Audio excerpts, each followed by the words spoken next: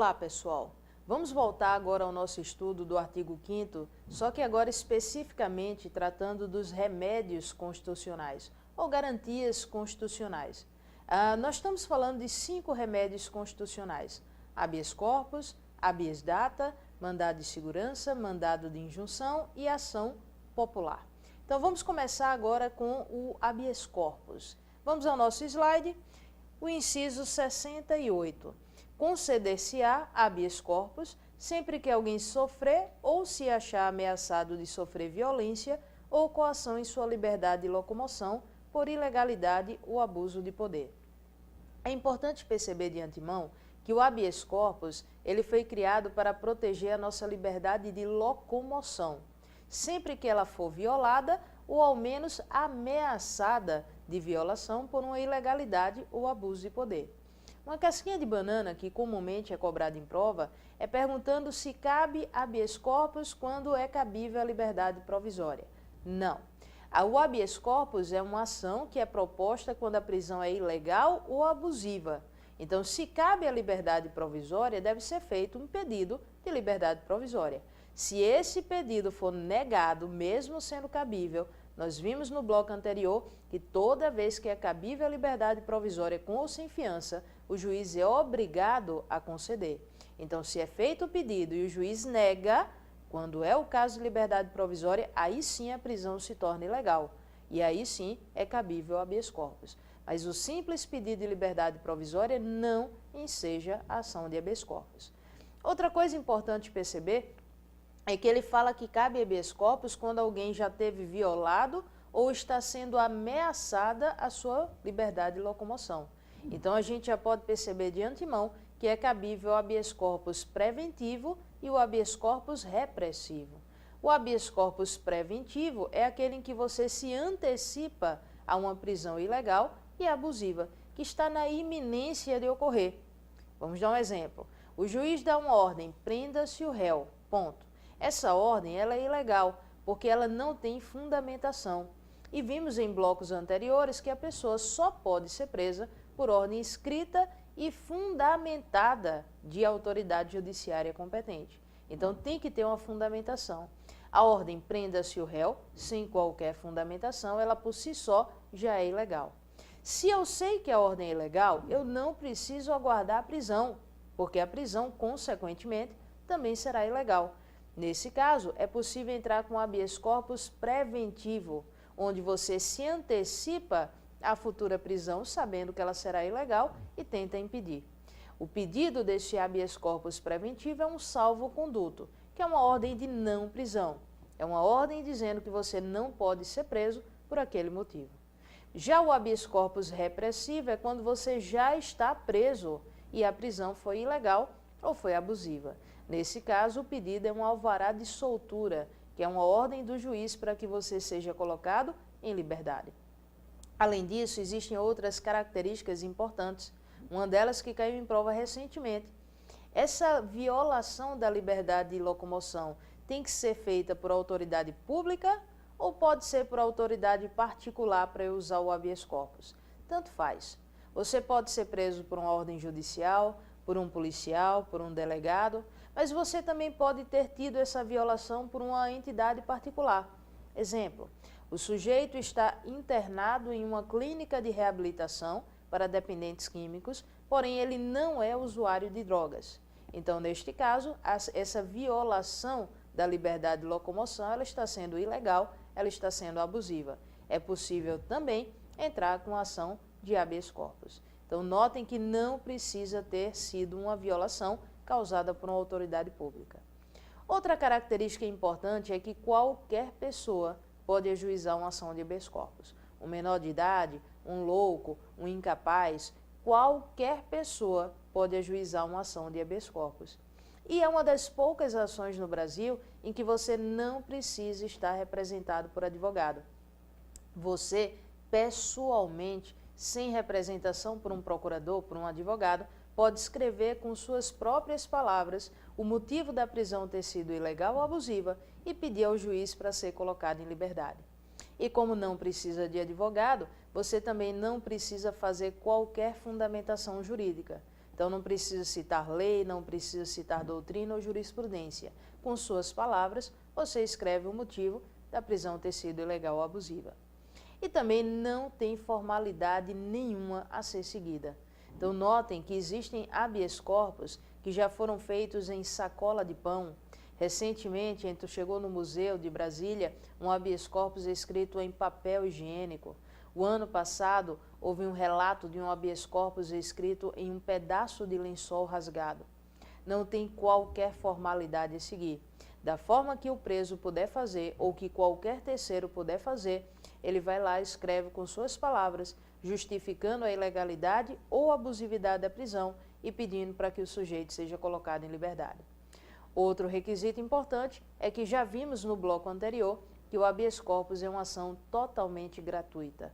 Então você não precisa pagar custas judiciais para que o seu habeas corpus seja julgado. Então, alguns requisitos, lembrando novamente, o habeas corpus pode ser repressivo ou preventivo.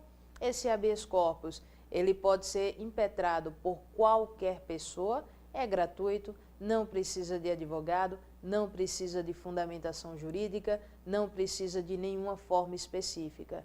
E lembrando também que o habeas corpus é um remédio constitucional, ok? Então, se cair na prova remédio constitucional, estamos falando de uma dessas 5 garantias que começamos a estudar agora. Então, vamos para o próximo inciso, o próximo remédio constitucional. Inciso 69. Conceder-se-á mandado de segurança para proteger direito líquido e certo, não amparado por habeas corpus ou habeas data, quando responsável pela ilegalidade ou abuso de poder for autoridade pública ou agente de pessoa jurídica no exercício de atribuições do poder público. Bem, o mandado de segurança agora, ele foi criado para proteger direito líquido e certo. O direito líquido e certo é aquele direito que há uma grande possibilidade de ser real, porque você consegue comprovar de plano, de imediato, todos os fatos que você está narrando ao entrar com a ação na justiça. Em outras palavras, para que o seu direito seja líquido e certo, é necessário que toda a prova seja pré-constituída, ou seja, que você tenha essa prova antes mesmo de entrar com a ação. E a única prova pré-constituída do direito brasileiro é a prova documental. No mandado de segurança, só é admissível a prova documental. Eu não posso pedir para tomar depoimento das partes, eu não posso pedir para escutar testemunha, fazer perícia, inspeção judicial, nada disso é cabível no mandado de segurança. Porque para o meu direito ser líquido e certo, a prova tem que ser documental. Não existe audiência, não existe um momento posterior para a produção de provas. Ou a prova já vem quando eu entro com a ação por meio de documentos, ou a ação correta não será o mandado de segurança. Continuando a redação, ele fala lá em direitos que o direito do mandado de segurança só é possível quando não for caso de habeas corpus ou habeas data. Notem que o intuito do mandado de segurança é ser uma ação por exclusão. Uma ação por exclusão é aquela que só cabe quando não couber nenhum outro remédio constitucional. Então, olhem só, se eu tenho direito líquido e certo à locomoção, eu tenho que usar o habeas corpus, não posso usar o mandado de segurança. Se eu tenho direito líquido e certo de obter informações em bancos de dados governamentais, eu tenho que usar o habeas data, eu não posso usar o mandado de segurança. Porque eu só posso usar o mandado de segurança quando não couber nem habeas corpus, nem habeas data. A doutrina, ela vai muito mais além e diz que o mandado de segurança só é cabível quando não couber nem habeas corpus, nem habeas data, nem mandado de injunção e nem ação popular. Porque se couber qualquer uma dessas ações, nós somos obrigados a entrar com a ação correta. Se não couber mais nada, e ainda assim eu tenho um direito líquido e certo violado nessas condições, aí sim eu posso me utilizar do mandado de segurança. Lembrando também que o mandado de segurança só é cabível quando o meu direito líquido e certo for não amparado por habeas corpus ou habeas data, for violado por uma ilegalidade ou um abuso de poder. Tem que estar presente pelo menos um desses 2 requisitos. E a autoridade coatora, que é a autoridade que viola ou violou o meu direito, ela tem que ser uma autoridade pública ou um agente de pessoa jurídica no exercício de atividades que são próprias do setor público. Vamos dar alguns exemplos. Imagina que eu fiz um vestibular para uma universidade federal. Eu fui aprovada dentro do número de vagas. Entretanto, no dia da matrícula, o reitor da Universidade Federal disse que lá eu não vou poder me matricular e não me deu qualquer justificativa para isso. Será que eu tenho o direito líquido e certo de ser matriculada? Sim. Porém, o direito líquido e certo não está no seu direito, e sim na possibilidade de você comprovar os fatos por meio de documentos. Notem que eu tenho como comprovar por meio de documentos que eu me inscrevi no vestibular, que eu passei, fui aprovada dentro do número de vagas e que a matrícula foi negada. Se eu tenho documentos, eu tenho o direito líquido e certo. Então, eu posso entrar com a minha ação de mandado de segurança. Os próximos requisitos: cabe habeas corpus, habeas data, mandado de injunção ou ação popular? Não. Nenhuma dessas ações é cabível. Houve ilegalidade ou abuso de poder na ato do reitor? Sim. E a autoridade coatora, que é o reitor da Universidade Federal, ela é uma autoridade pública? Sim. Então, notem que agora eu cumpri todos os requisitos para entrar com mandado de segurança. Então, o mandado de segurança é uma ação específica quando não couber nenhuma outra ação. Meu segundo exemplo, imagina que eu também fiz um vestibular, só que agora para uma universidade privada de ensino. E também fui aprovada dentro do número de vagas, mas quando chegou no dia da matrícula, o reitor dessa universidade privada negou a minha matrícula sem qualquer justificativa. Será que eu tenho o direito líquido e certo de ser matriculada? Sim. Mais uma vez, eu tenho provas documentais de todos os fatos que eu estou narrando. Também não é cabível habeas corpus, habeas data, mandado de injunção ou ação popular. Houve ilegalidade na ato do reitor e houve abuso de poder. Bastava um desses requisitos presentes, eu já teria condições de entrar com mandado de segurança. A questão agora é que a autoridade coatora não é o reitor de uma universidade federal. Agora é o reitor da universidade privada, que significa dizer que não é autoridade pública. Mas ainda assim, é possível entrar com mandado de segurança porque, apesar de ser uma autoridade privada, essa instituição de ensino está prestando um serviço que é próprio do poder público, que é o serviço de educação. Voltando ao nosso texto, se a gente for para o slide, a gente vai perceber que lá no finalzinho ele fala em autoridade pública ou agente de pessoa jurídica no exercício de atribuições do poder público, que é exatamente aí onde se encaixa uma universidade privada. Apesar de ser uma instituição particular, ela está ali no exercício de uma atividade que é própria do setor público, que é a atividade de educação. Ok? Lembrando que, mandado de segurança, você precisa estar representado por um advogado. E também não é gratuito. É uma ação que é paga, porém não tem ônus de sucumbência, que a gente vai explicar logo adiante. Outro detalhe importante é que o mandado de segurança tem prazo. O prazo limite para o mandado de segurança é de 120 dias, contados da data em que você tomou conhecimento oficial de que o seu direito foi violado. Seu direito líquido e certo foi violado. 120 dias. Isso não significa dizer que após os 120 dias você tenha perdido o seu direito material, mas sim que você perdeu o direito de entrar com um mandado de segurança. E agora, ao invés de um mandado de segurança, você vai ter que se valer de uma ação ordinária comum. Qual a diferença? É que uma ação ordinária, ela demora anos, e um mandado de segurança é uma ação célere, rápida, porque não tem provas a produzir. A prova ela é toda documental. Então, 120 dias não é o prazo que você perde o direito, mas sim o prazo que você perde o direito de entrar com o mandado de segurança, de discutir o seu direito por meio dessa ação, que é uma ação rápida, ok? Então, 120 dias, você precisa de representação por um advogado. E outro detalhe importante é que o mandado de segurança pode ser preventivo ou pode ser repressivo. Repressivo, quando o seu direito líquido e certo já foi violado. Preventivo, quando o seu direito líquido e certo está na iminência de ser violado.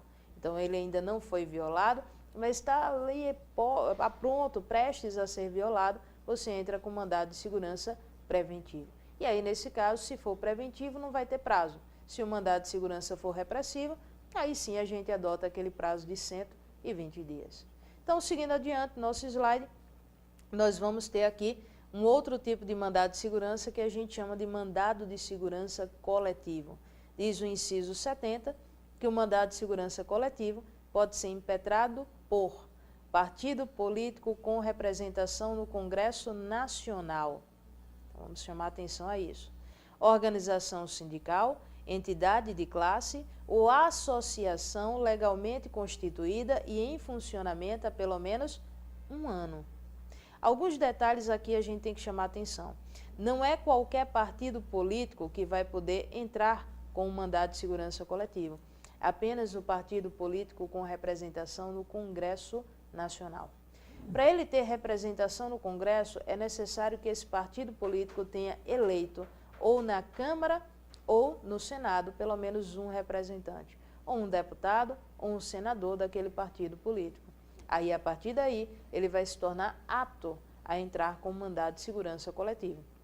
A outra coisa que eu quero chamar a atenção no nosso slide é que não é qualquer associação que vai poder entrar com mandado de segurança coletivo, e sim aquelas que já existam, estão constituídas e em funcionamento há pelo menos um ano.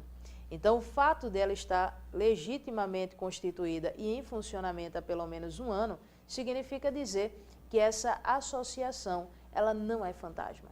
Essa é uma condição. É muito comum na verdade, muito comum a gente ver associações que existiam apenas no papel, mas que nunca existiram de fato. E elas eram criadas como associações fantasmas com o único intuito de entrar com ação para proteger uma coletividade, mas elas não existiam de fato. Então, hoje, para uma associação poder entrar com mandado de segurança coletivo, é necessário que ela esteja legalmente constituída e em funcionamento há pelo menos um ano. Esse requisito é um requisito próprio das associações. É importante a gente fazer uma diferenciação entre o mandado de segurança individual e o mandado de segurança coletivo. Por que isso? O mandado de segurança individual, ele não necessariamente tem que ser impetrado por uma pessoa. Pode ser impetrado por várias pessoas. Mas cada uma dessas pessoas, vão estar discutindo o seu próprio direito. Então, eu tenho uma ação com 10 pessoas, mas não tem uma pedindo para 10, e sim tem 10 pessoas pedindo o seu próprio direito, cada uma nessa ação pedindo o seu direito individual. No mandado de segurança coletiva, a vantagem dessa ação é que eu tenho uma única pessoa entrando com a ação e ela está buscando o direito de uma coletividade que não participa dessa ação. Então, por exemplo, eu tenho uma associação que entra como parte da ação, parte autora de uma ação de mandado de segurança coletivo, buscando o direito de uma coletividade que são os associados. E lembrem que os associados não fazem parte da ação. Ou ainda, eu tenho um partido político com representação no Congresso Nacional, que é parte autora de uma ação de mandado de segurança coletivo, mas que lá está buscando os interesses da sociedade, que são uma coletividade que não participa da ação. Então, notem que no mandado de segurança coletivo, eu tenho uma pessoa que é parte da ação e que está discutindo o direito de uma coletividade. Enquanto que no mandado de segurança individual, eu tenho várias pessoas que vão discutir o seu próprio direito individualmente, e não o direito de terceiros e não o direito de uma coletividade. A distinção ela é importantíssima por uma questão de prova. É que no mandado de segurança individual, para uma associação representar os seus associados, ela tem que ter uma autorização expressa. Isso está no artigo 5º da Constituição Federal. Para uma associação representar os associados, que são partes dessa ação, elas têm que ter uma autorização expressa. No mandado de segurança coletivo, a associação ela não representa ninguém. Ela é a parte, ela é a autora da ação. Então, ela não precisa de autorização expressa dos associados. Cuidado com essa distinção. Mandado de segurança individual, a associação para representar os associados precisa de uma autorização expressa. No mandado de segurança coletivo, a associação para entrar com uma ação em benefício dos associados, não precisa de autorização expressa. Façam sempre essa distinção na prova, porque é quase sempre certo que uma questãozinha dessa seja abordada no mandado de segurança coletiva. Então vamos para a nossa próxima garantia, nosso próximo remédio constitucional. O nosso próximo remédio constitucional é o inciso 71, que fala do mandado de injunção. Conceder-se-á mandado de injunção sempre que a falta de norma regulamentadora torne inviável o exercício dos direitos e liberdades constitucionais e das prerrogativas inerentes à nacionalidade, à soberania e à cidadania. O que acontece na nossa Constituição é que a maioria das normas de direitos individuais ou fundamentais, elas têm aplicação imediata, independem da existência de uma lei. Mas existem algumas normas na nossa Constituição que, para produzirem seus plenos efeitos, elas antes precisam ser regulamentadas por lei. Até que a lei seja criada, a norma ela existe na teoria, mas ela não existe na prática. E aí, para isso, para que ela possa produzir os seus efeitos também na prática, a gente precisa da criação de uma lei. Vamos dar um exemplo. Diz a Constituição que os cargos, empregos e funções públicas podem ser ocupados por brasileiros natos e naturalizados que cumpram os requisitos legais, e aos estrangeiros nos termos da lei. Aí surge a seguinte pergunta: estrangeiro pode fazer concurso público para ocupar um cargo público? Bem, na teoria, sim. Na prática, não. Por que isso?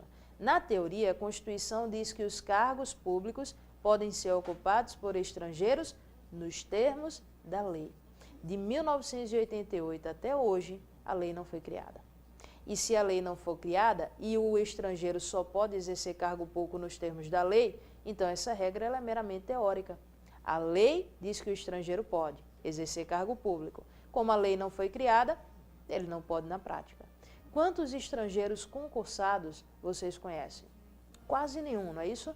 Porque não existe essa lei.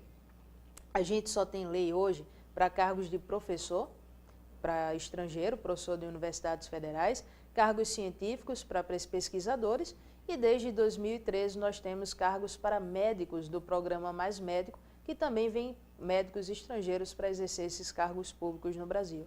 Tirando esses, a maioria nunca foi regulamentado por lei.